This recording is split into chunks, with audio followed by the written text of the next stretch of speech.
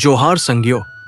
बीते 12-15 सालों से हम देखते आ रहे हैं कि चाय बागानों के लोगों के ऊपर ज्यादा ही शोषण हो रहा है, राजनेता और उद्योगपति के द्वारा।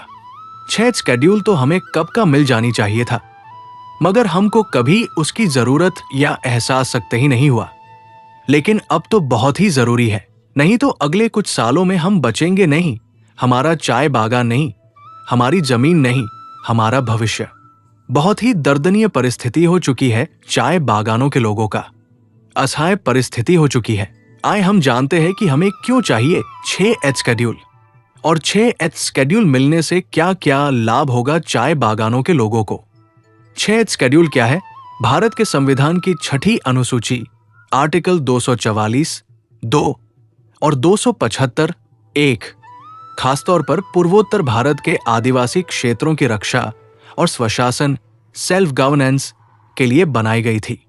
वर्तमान में ये लागू है।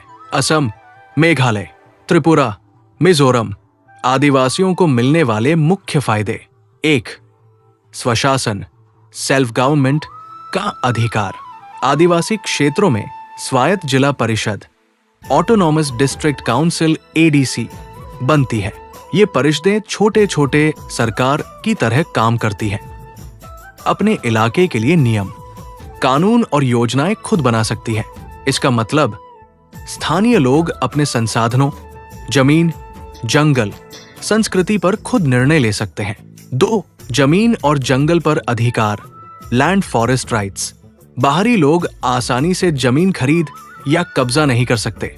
जमीन और प्राकृतिक संसाधनों पर आदिवासियों का नियंत्रण रहता है। जंगलों, नदियों, खेतों आदि के उपयोग के नियम स्वायत्त परिषद तय करती है। 3.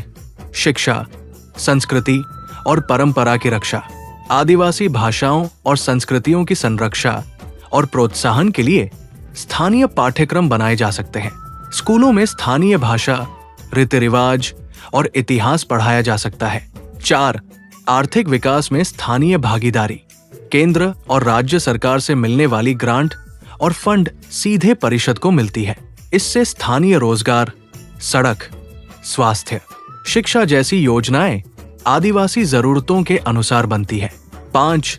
न्याय और प्रशासन में स्थानीय नियंत्रण।